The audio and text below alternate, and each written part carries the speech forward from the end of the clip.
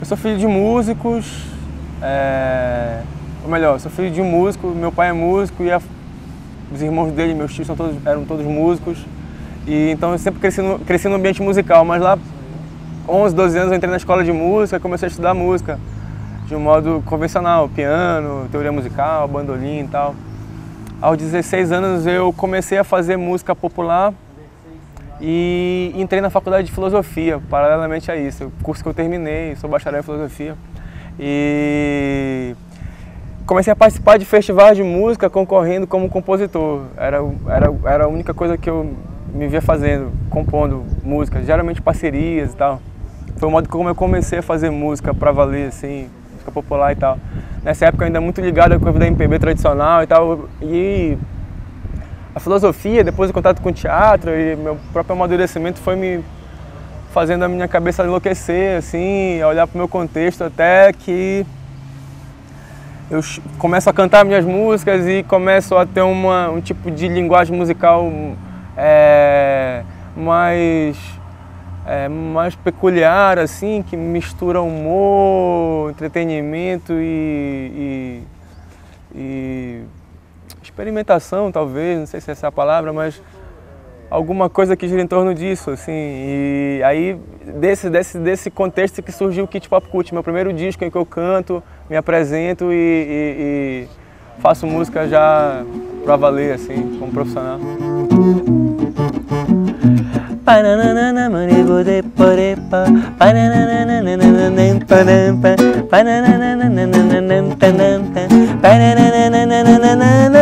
Eu fiz um show com a Tulipa aqui em Belo Horizonte. A primeira vez que eu vim em Belo Horizonte foi fazendo a abertura do show da Tulipa Ruiz, lá na Granfinos, em março ou abril. E foi muito curioso esse encontro com Chagas e com eles, assim. Ela e o Gustavo, irmão dela, também tocando na banda dela. E a gente ficou até de fazer coisas juntas, assim, porque a gente ficou nessa, assim, poxa, nós somos os filhos que botamos os coroas para tocar com a gente, assim, né? Que tipo de filhos somos nós, né? E realmente, a vanguarda paulista como um todo, e aí tá a Assunção, a Rigo, Luiz Tatia, aquele tipo de linguagem, aquela coisa, aquela prosa falada, aquela coisa coloquial, aquilo me inspirou muito, assim. Eu sou muito fã de música brasileira em geral, mas assim, particularmente aquelas coisas que aconteceram ali no underground paulistano dos anos 80, aquele pessoal do Premeditando o Break também.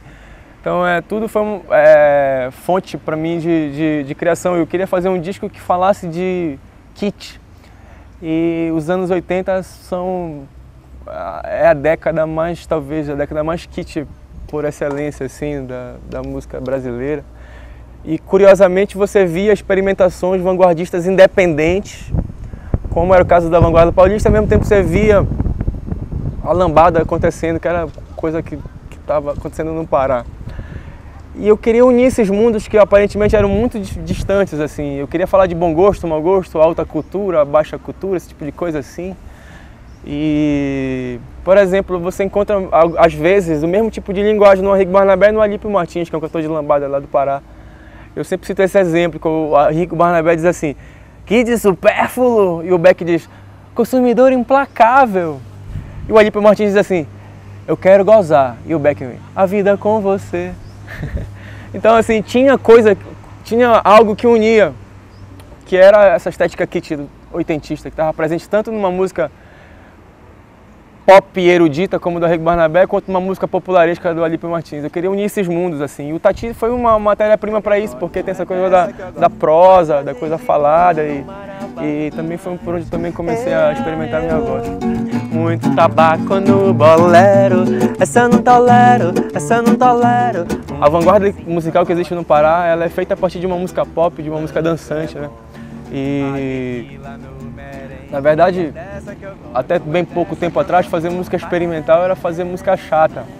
No Pará se conseguiu superar isso, faz música de vanguarda, música experimental, a partir da cultura popular mesmo, assim, da música mais popular possível, assim, que tem dança, que tem carisma, que tem vigor, que tem potência.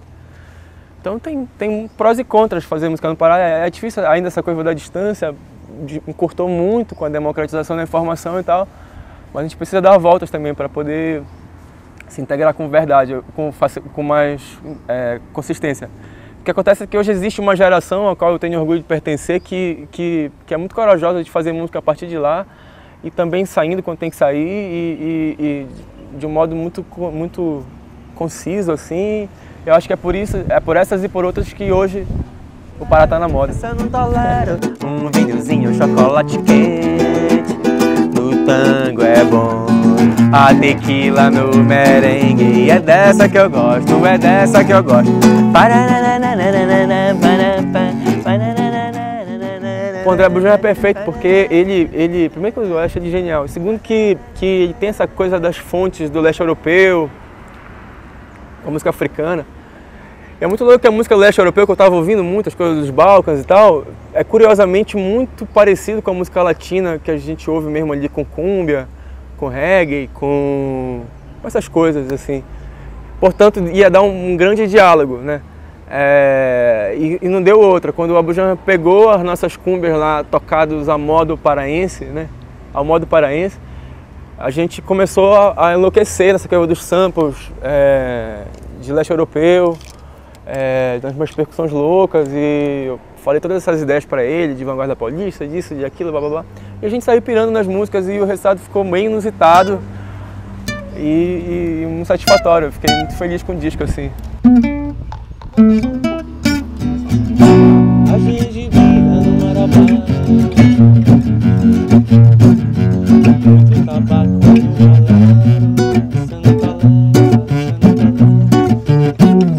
O Legal foi a primeira música que eu fiz pro disco, é a primeira música do disco, é a música que abre o disco. E é uma música bem emblemática desse trabalho. Eu acho que é a música que sintetiza tudo, tanto pela letra quanto pela sonoridade e tal. No bom samba canção, o espinho da bossa nova. O trabalho da direção ficou na mão de dois talentosíssimos diretores, que é o Bruno Regis e a Carolina Matos. E os caras arrebentaram, os caras tiveram uma ideia maluca de fazer um plano sequência, com muita gente, que tinha uma coisa que misturava teatro, circo, porque caíam os panos enquanto a câmera rodava, coisa que no final pouca gente percebe. Eu até resolvi escrever um texto explicando como foi feito o clipe, porque as pessoas acham que a gente fez plano por plano, mas foi um plano sequência. Bem louco, assim.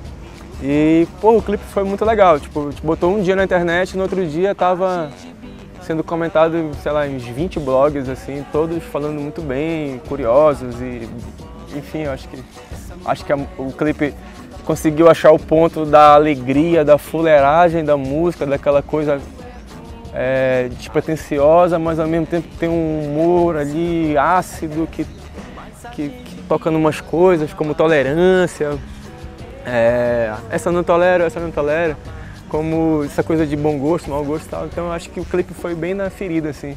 Achei bem bacana. No